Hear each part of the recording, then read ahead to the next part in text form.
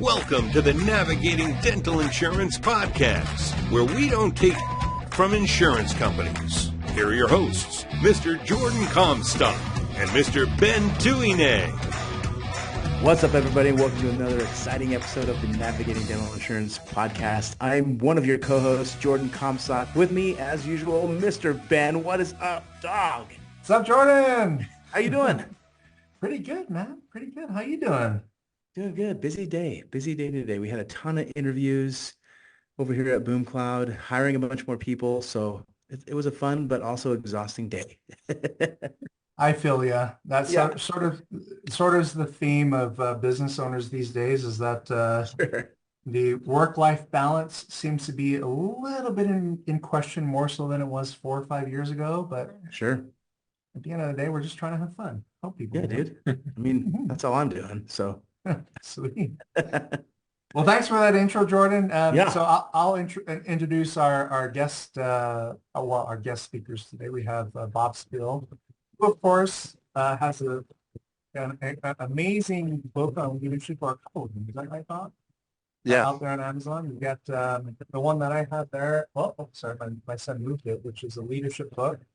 And then, of course, we have Bryton with us today. How's it going, Bryton? Good to see you, Ben. Glad to be here. Yeah, I think this is an important episode because both of you sort of come with knowledge surrounding leadership, but as well as the topic that we agreed to talk about today is sort of, the quote unquote marriage of partnerships and associateships in dentistry. But we're going to talk about that here in a minute. What I would love to ask first is just your background. Like, how did you get started in dentistry? And sort of what interested you in joining, at least building a career serving dentists in the country. Maybe we'll start with you first, Bob. Is that okay? Yeah, Ben, I'd love to. Thank you so much. Great to be with you, Ben and Jordan. Thanks for the invite.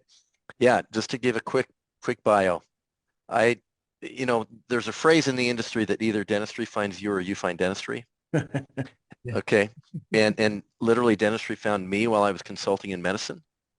I've got a background in healthcare. I was a hospital and surgical center CEO back some 22 years ago. And when those gigs ended, kind of unceremoniously, which happens in medicine, I started consulting. Mm-hmm. And I found that I was really good at it, but I didn't enjoy it. Mm-hmm. And just happened to have a friend of a friend who said, you know what, I've got this guy. He's a neighbor of mine. He's a dental consultant. He's been doing it for 30 years. He wants to sell his business. And so we made an introduction, and I didn't buy his business, but instead had him make introductions. He mentored me for a couple of years. And the thing that I loved, and the guy's name was Larry Winterstein. He was a dental consultant for like 35 years, lived in Boise, Idaho. And Larry opened up to me the world of dentistry in terms of teamwork, leadership, and communication.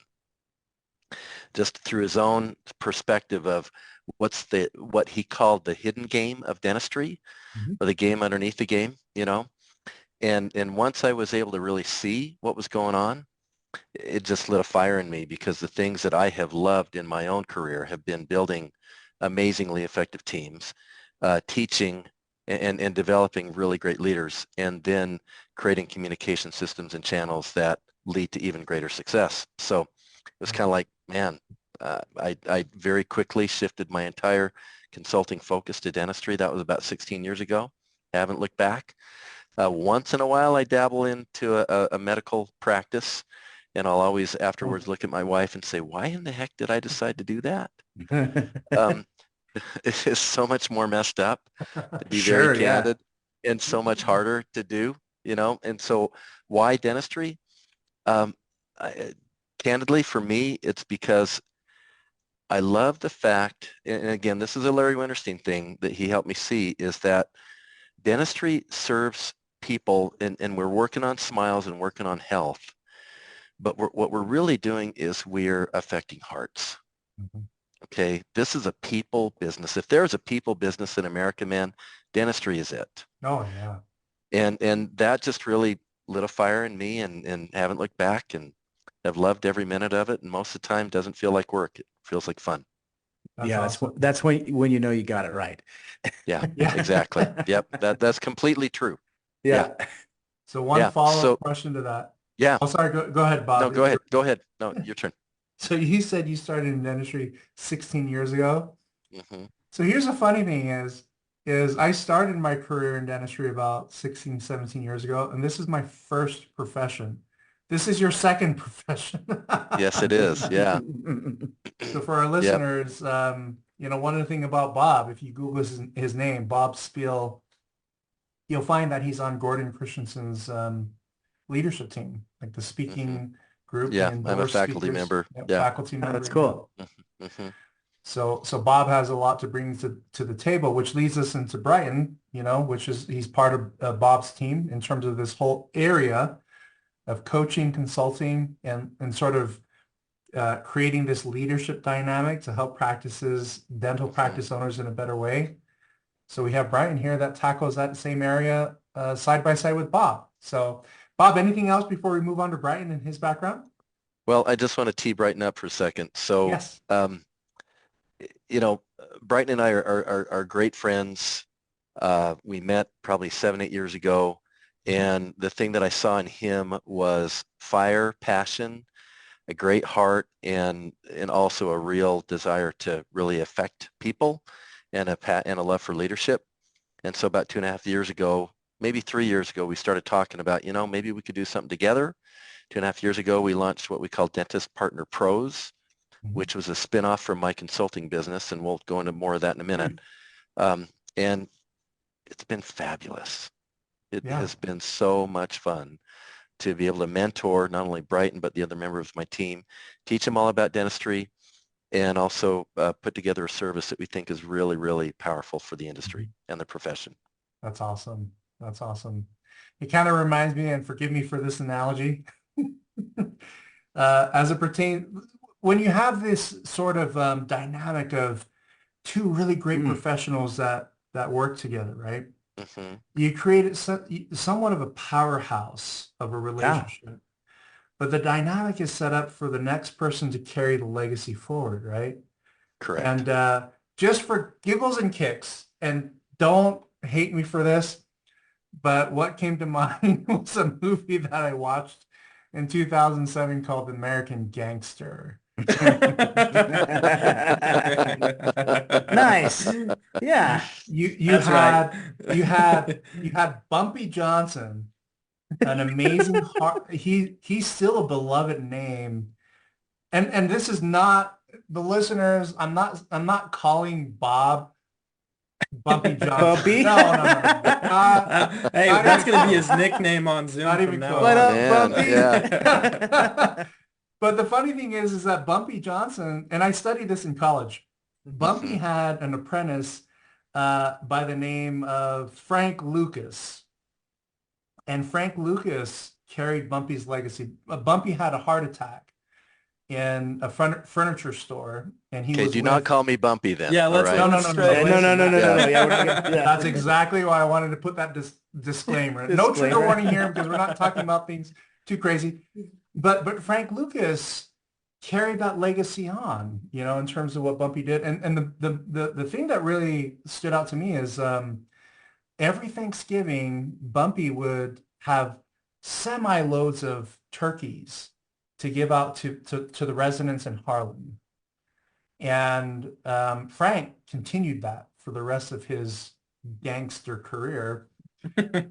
So in a roundabout way, when you think about like gangsters that do good, there's Bob Spill.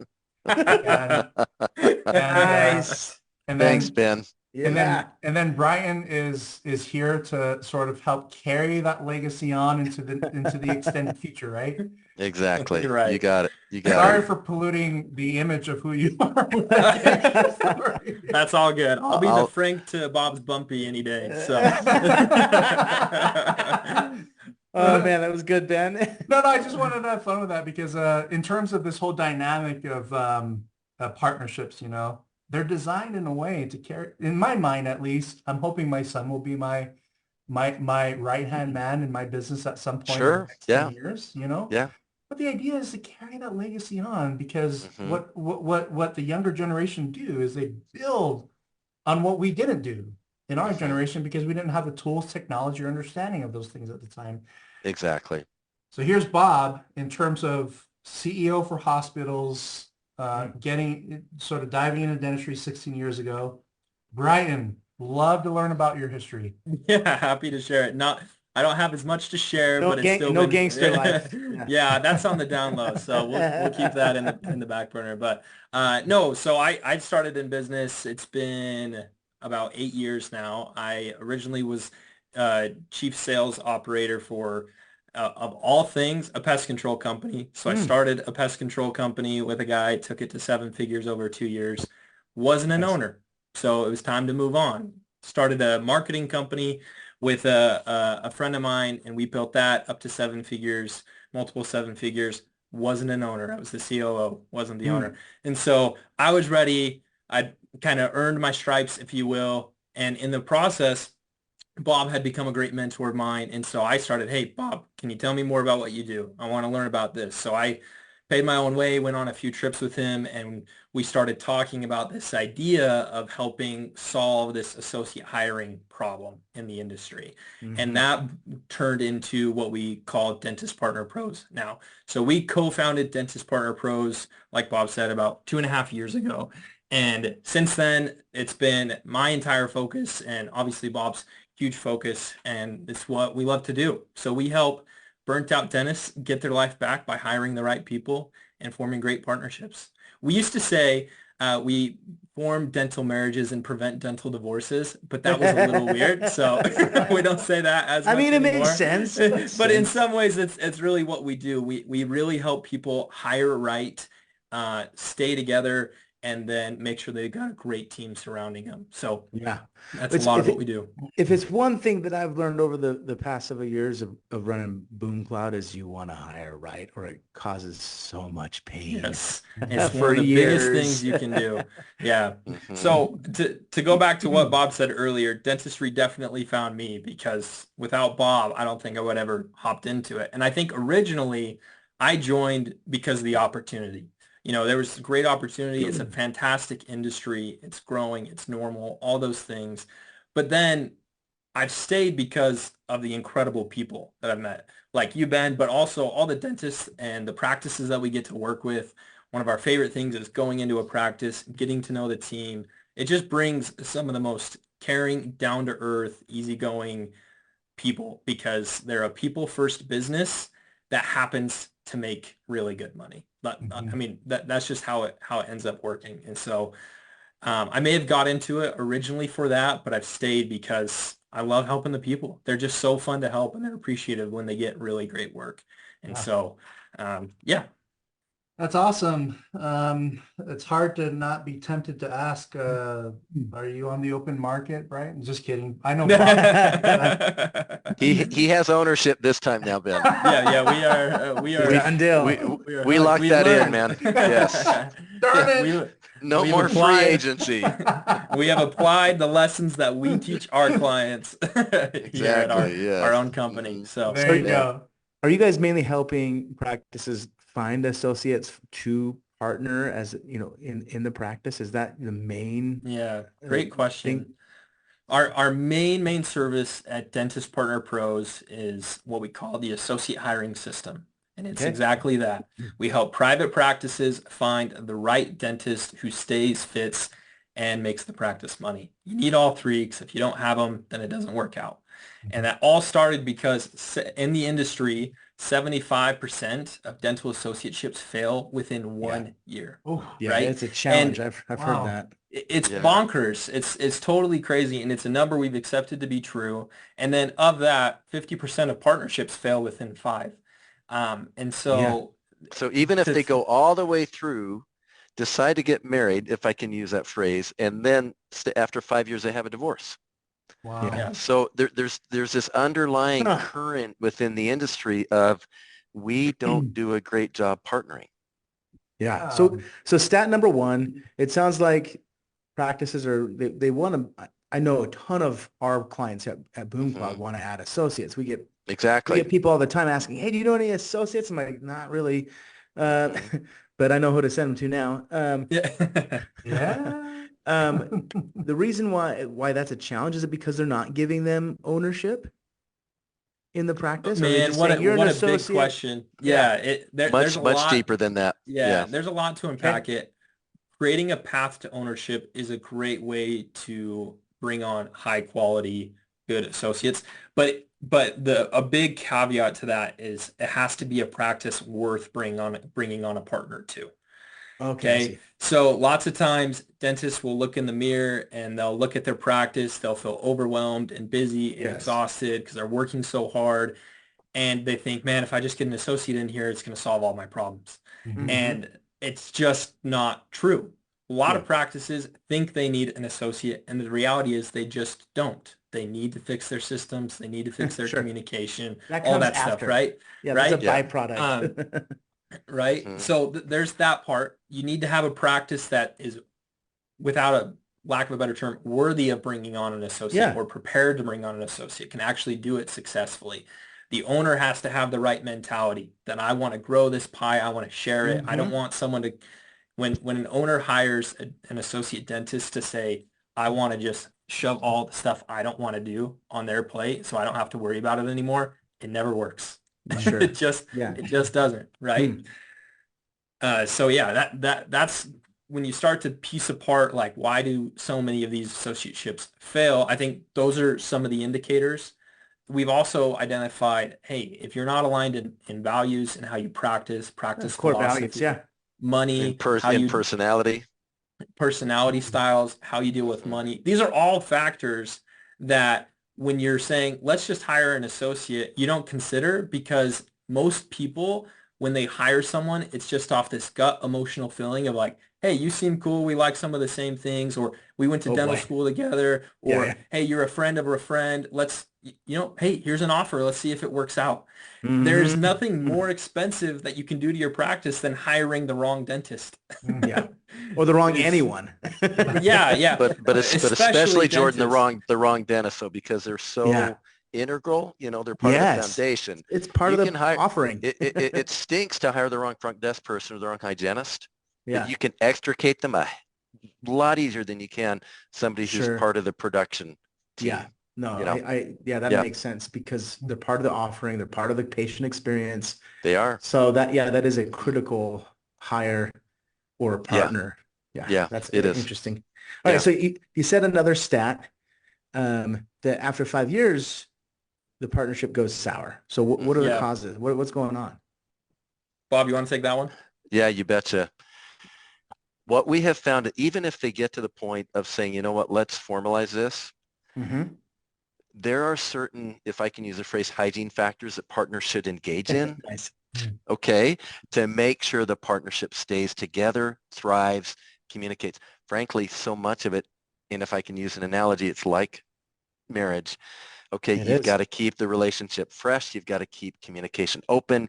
You have to have the same direction where you're going with things. You've got to decide how you're going to treat the kids. Okay, which means how are you going to lead your staff? It's so true. Okay, Yeah, I love it's the this. same thing, you know. It really Okay, is. it really is. And so often you get into this mode of what we kind of like a parallel track. You do your thing, I'll do my thing, Yeah. and then suddenly 3 or 4 years later, little things turn into bigger things. Communication doesn't happen. Resentment builds in. Then Mhm. somebody starts to make more money or something happens or there's a wedge issue, and then it's blown apart. Yeah. Okay. And the shame of it is, just like in a marriage, so often that doesn't have to happen. Okay. But it really takes often a skilled third party that can help sort everything out and help keep things together and thriving. Mhm. Okay. So Yeah. we work on both of those stats. We Hmm. try to prevent the dental divorces, and we try to create really solid associateships leading to partnership. Because our view is, and we're big proponents of private practice. In fact, if I can bring this up, I launched a podcast last fall called Just Say No to the DSO. Yeah. Because I'm very, very pro private practice and not in favor of Sure. private equity climbing in. Mhm. Me Um, too. okay, perfect. There's a story I could tell you about that. Somebody I talked to today who'd been in a DSO land with private equity for 35 years and why she finally left. But anyway, We believe that one of the biggest Achilles heels that we have in dentistry is the inability for dentists to be able to add dental team members, other dentists to their team. You know, the other one, Ben, is what you work on, and Jordan so well, is this whole payment structure, insurance. Okay. And how do you extricate yourself out of that trap, so to speak, and actually begin to practice dentistry the way you want to instead of the way the insurance company is telling you have to. Sure. Yeah. Okay. So we think both of those are like absolutely vital for private practice to be able to thrive. Yeah. Yeah. No, I like that. So you mentioned something interesting here, Bob. Something that kind of stood out. One of the last things that you mentioned, the inability to add team members as an associate, right? Yeah. I understand the logic of that because when I'm hiring for my team, I want to build team members that adhere to my philosophy, that adhere to all the standards that we live up to, right? In terms of how we deliver services to our clients. Your culture, your values. Yeah. Yes. What's the disconnect there when, you know, you have the owner that hired the associate and then the associate that doesn't get along with the team members, the assistant or the hygienist that they're working with? What is, like, in layman's terms, as it pertains to an associate or an owner that's dealing with these problems, what's the disconnect there? Okay. Well, Ben, let me just go off of this, Bryton, and then okay, you use an example of a movie from like 2007 or so. I'm going to use an example of a movie from like 1963. Okay. Nice. Is it a gangster one? Make it a gangster one. Jordan, it could not be more opposite than the gangster movie. Okay. You know, if you want to have polar opposites, I'm just presenting one. It's called The Sound of Music. Yes. I love that movie. Nice. Okay. And do you remember the scene in The Sound of Music where the dad, who's this drill sergeant, you know, lines all the kids up and says, "Here's your new mother." Yeah. Okay. And how it went over. Yeah. You know, that's the exact question I was going to ask, Bob, is how many times have you talked to a practice owner or a team where you show up and you say, "Hey, how did the associate hiring go?" Like, well, we didn't know they were going to start working here until today. Or we just found out about it. They just showed up one day and we learned we're having another dentist. It happens all the time. Can I share experience that we just went through today here at BoomCloud in regards to hiring, which I love our process here. Because we don't make decisions in a what do they call it, a silo? In a vacuum. Yeah. In a vacuum here at BoomCloud, we want to get our teams involved. So we're looking, we're in the process of hiring a head of sales, right? A director of sales for our young sales team, right? That desperately needs a great sales tactical leader, right? So what we did today is, we're not going to surprise them. And also we want them to be part of the process so that they love the decision. They're bought into it. Their vision. Exactly. So we literally had, I think, 5 or 6 candidates in a group today, basically network meeting, and our reps, literally we bought pizza and everyone's talking and networking and talking to these 5 candidates, right? And then of course, one by one, we're taking them into the candidates into an office, interviewing them. Into the dark room with the light, right? You know? Yes. A lot of pressure. Yes, but that's what gangsters do, Jordan. But we operate like gangsters here at BoomCloud. But the real interview was not the interview with me and my executive teams. The real interview was with the networking and the collaboration with the teams that they will manage, right? So after that whole day, we have a very unique hiring experience here. We sit in the corner of our office with couches. It's like our family room, right? Here at BoomCloud. And we literally just said, "Hey, who brought the most value to you as a rep, as an individual contributor? What candidate brought so much value that you can't stop thinking about them," right? And of course, we had a vote. We collaborated with it. We had awesome conversations about every candidate, but they became top 2, and then they found the one. They found the one, and they know in a couple weeks that there's a new leader that's coming in town, and they're in love with the value that they brought to them. And then and That's they're how going to we be hire. behind that leader. Wow. Yeah. Yes. Yeah. So Yeah. that's how Well, we hire at Boom Cloud. It's very unique. In fact, the first thing I said to the 5 candidates that are here, I'm like, I bet you guys never been in an interview process like this, and they're all looking at each other. No, right? They're like, Mhm. no, this is so unique, and like, let's explain Wow. the psychology behind it. So so I like that. we wish we could get 5 associate dentists in the same, break room at one time. Yeah, that's hard. Doesn't quite work that way, but Yeah. your process is exactly what we found early on in doing this. It's the anti Sound of Music, okay, Yeah, approach. this is your mom. This is your mom, Go live with with it, it. okay? When they chose Julie Andrews in the end, it's the same idea that we will take the team and include the team through the whole process. Yeah, so Okay, we important. interview them up front. We want to understand their culture, their values, who's going to fit here, get their opinions about it. And then from that, Jordan, instead of getting 5 people in a room, what we create is what we call the avatar of the ideal client Sure. or candidate, I mean, okay? Mhm. And that ideal candidate is a listing of characteristics that is the person we're going after. So think of us like eHarmony for dentists, Yes, all right? love it. That's literally what we're doing. We now know who is going to fit in this practice. And the cool thing is through our whole process of resume checking, CV checking, interviewing, surveying, checking references, etc., we can come up then with an actual candidate fitness score. Says this person, just like I was on today with a client in Boston who's bringing somebody on next week for an on-site interview. And she is a 92% match across everything. And why we approach it that way is Bryton brought it up. So much of what we do in hiring is we hire based on gut. Yeah. Okay. And then we back it up with our mind. Mm-hmm. And we want to flip that entire process and start with the mind and then confirm it with the gut. Okay. Yeah. It's like making the most logically emotional decision you can make instead of an emotionally I love it. logical decision. Yeah.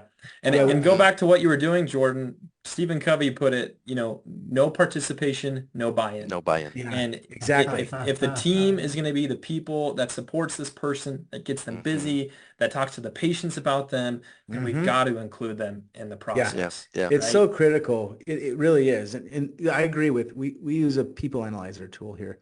Yeah. That helps us kind of make the decision from a logical standpoint. And then we go and be like, hey, culturally, we kind of rate, we have a rating system. So I think I love that.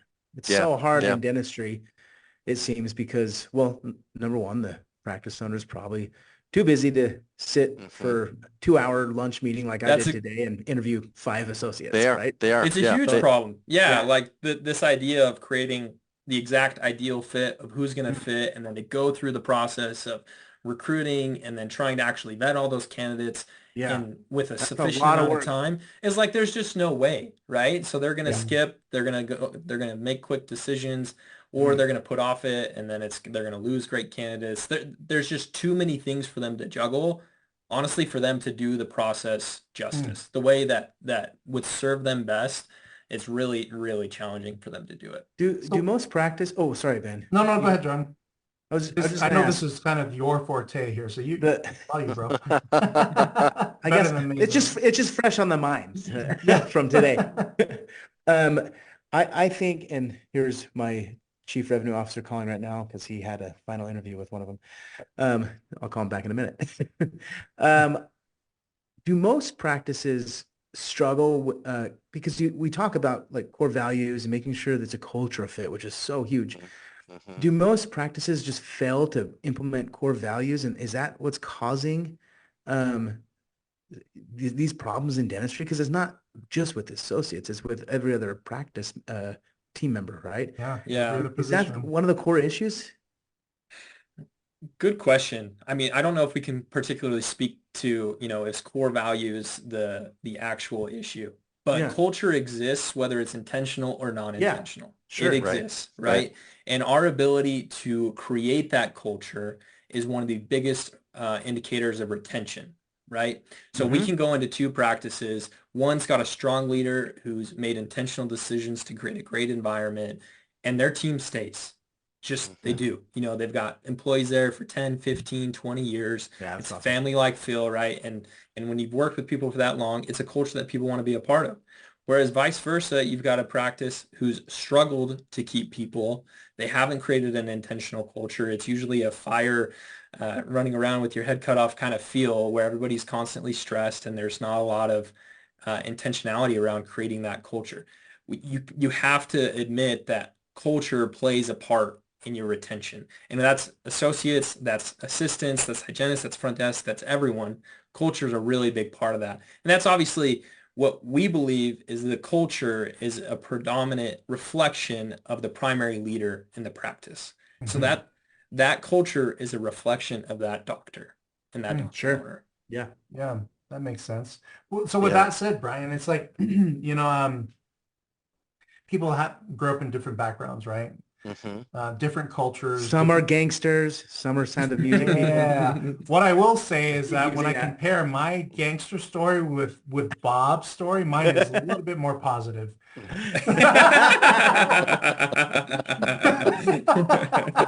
I'm just kidding.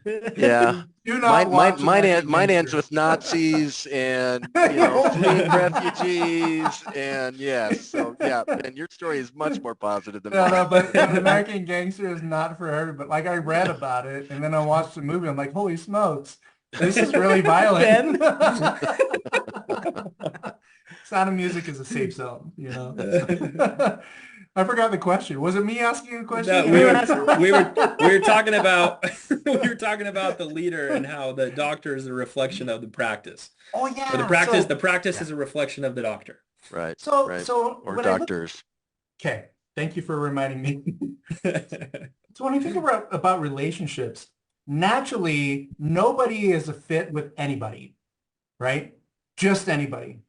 We all have sort of an avatar of our own, right? Or an avatar Yeah, type. we do. Yeah. That Persona, yeah.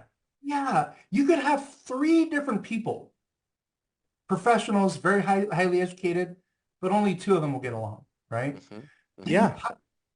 How do you sort out those dynamics? So Ben, can I share with you a really Fire the fascinating third one? observation? Yes. Yeah. I'm teasing. One of the ways that we do, frankly, is we're just like Jordan, you mentioned, a personality assessment. We are big believers in DISC. Yeah. Okay, we're DISC certified providers. We DISC survey the primary leaders. We DISC survey all the candidates. Yeah, but what's really fascinating is that and I don't understand why, but in love, opposites attract. Yes. But in business, opposites repel. Interesting. Okay.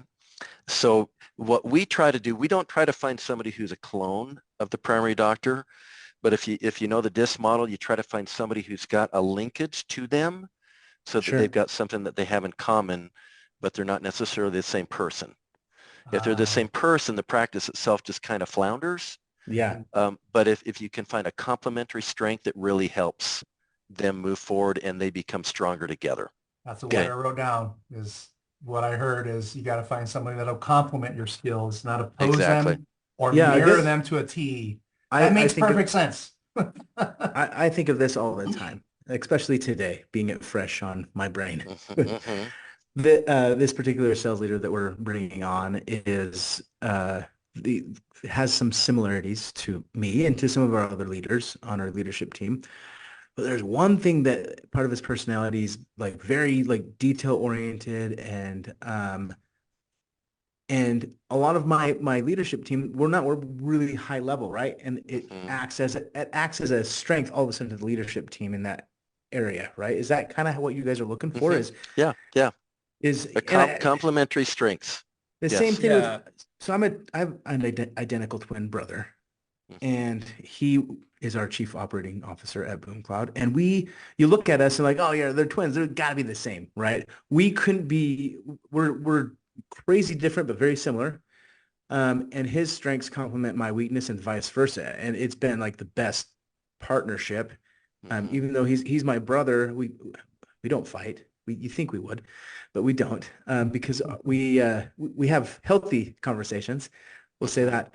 But his strengths and my weaknesses, they go together and vice versa with him and me, right? And that's been a very fruitful relationship. Same thing with some of my other leaders. It feels like they've got more strengths, you know, that kind of boost up my weaknesses, and that seems like it's working. Yeah. So is that the What, key?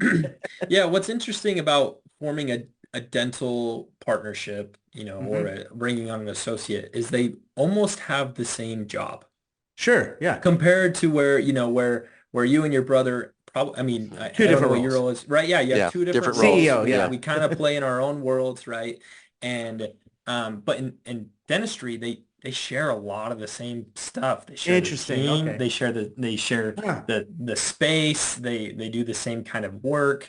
And so yeah, when Bob says we want to find somebody that's complementary, if I'm a practice owner and listening to this, you're considering hiring an associate. Okay. There's two parts you really need to consider. It's both what are my needs clinically?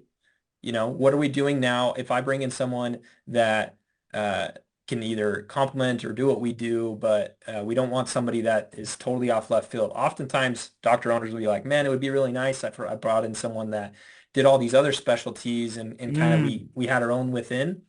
We find that can work sometimes, but also can be really challenging, especially if you're trying to replicate yourself through Yeah, sure. transition or something like that. So you got to think of clinical issues, clinical needs, Yeah, and yeah. then it's non-clinical needs, personality needs, culture needs. Oftentimes, dentist owners who we talk to typically only think of clinical. They think of clinical, and then are they easy enough to talk to? Okay, both play a huge role in identifying who's the fit. So the way that happens for us is that ideal avatar Bob mentioned. If you're a practice owner, you can do the same thing. You can sit down, write a list of 20 to 30 characteristics of anything clinical and non-clinical you want to see in a candidate. Ask your team for their feedback, and then start going through the process of trying to find candidates that meet who that ideal avatar is. Because that will allow you to take kind of what Covey also says, begin with the end in mind. That's that whole principle Yeah. of this ideal avatars. Begin with the end in mind of who's going to be the right fit for our practice, both clinically and non-clinically. You got to do both. Else you'll be shooting yourself in the foot. I used to think about that when I was dating. It was like, if I kiss this girl, is this going to be like a good long-term thing for me? And no, like seriously, when I think about that thing, is like, do I want I to, love your analogies today, go man. down that route, right? Yeah. That's sort of a juvenile way of summarizing what Bryton just mentioned, but that's what came to mind. It's good though. It makes sense, Ben. It's once again, simple messaging, it resonates with people. So Ben, if I give this girl a frozen turkey at Thanksgiving, will it be a long-term deal? Only if it's a Polynesian girl. Our love language is food. That's awesome. So you guys, if we can just round this out. So what we have found works. I mean, beginning with the end in mind is critical. Including the team is critical. Knowing how to interview, knowing what the surveys are telling you, then coming up with a win-win agreement that's reasonable. Okay. And that's one of the things we do for our clients is we take that over and we negotiate the terms. Okay. They're in agreement with our general terms, but we can finish it up with them. And then from there, how do you set the associate up for success? Okay. When that person arrives or even before they arrive, what are we doing in order to ensure that they have a pathway to winning, you know, and becoming a really long-term part of the practice and a successful part of the practice. And we love it when we see those relationships just take off and flourish, and the senior doctor, the owner doctor says, man, I just can't believe how great my life is now because we found the right person. Conversely, when they haven't found the right person, you know, going back to what we said at the very beginning, the costliest mistake you can ever make is to hire the wrong one. Yeah. Oh yeah. Yeah. And the wrong partner can really be even more challenging. I've been in that boat. I've been in that boat. I had partners early on. Yeah. I think all of us have. Yes. But even you learn the from right it. one. Yeah, like even the right one, like when you hire the right one, and then what you mentioned at the very end is how to set them up for success, right? Because you could have the right one staring right in your face, but if they're not being successful, I actually see this a lot where really good good-minded, solid dentists, younger dentists become associates and they have a skill set and they're hungry and they want to go to work, but they're sitting in their they're sitting in the Exactly. office. Sit in the office. Yeah. Two-thirds, the entire day they're sitting in the office. Yes. So they have no opportunity to gain the warm and fuzzies about this is the right fit for me, right? So naturally they start shopping around. That time they spend in the break room doing nothing, what are they doing? They're looking for other jobs. Exactly. Probably. Yeah. We're playing video games. Yeah. Well, wow. This has been sort of a jam-packed. This is amazing. Seems like we need to have part 2. Yeah. This has been a great episode. I kind of feel like now we've sort of whet the appetite of those that are interested in this topic. How do they contact you, Bob? And how do they contact, well, both you, Bob and Bryton, how do people contact you if they have questions? Sure. You bet. Go ahead, Bryton. Why don't you lead off? The best thing to do is you can go to our website, dentistpartnerpros.com. It is being renovated, so hopefully the new one comes out later this month, later in May. But there is a free training on there. So if this was interesting to you and you would like to learn more, we've got a free training on our website called Save 150 Hours on Your Next Associate Hiring. And you can get free access to that. We'd be happy for you to do that.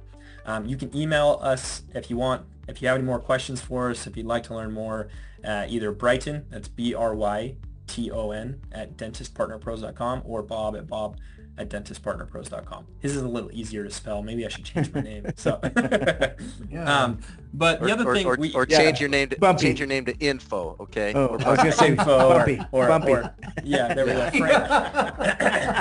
Yeah, exactly. But also, we'd invite anyone that's interested to go check out Bob's podcast. Just Say No to the DSO. It's awesome. It's fantastic, and they've done a really great job of pulling back the curtain. So, awesome. Yeah, we highly recommend it. We'll share those links in our show notes. Yeah, please do. That said, you guys are awesome. Oh, go ahead, Bob. But Jordan, the only way I'm going to come back though is if there was actually an American Gangster 2. Yes. Oh yeah. Or a Sound of Music. Yeah, either one works. Nice, man. This has been an awesome episode. Thanks so much, Bob. Good seeing you again. Bryton, Great seeing you, Jordan. You. Yeah. So with that said, we hope all of our listeners have a rockin' day.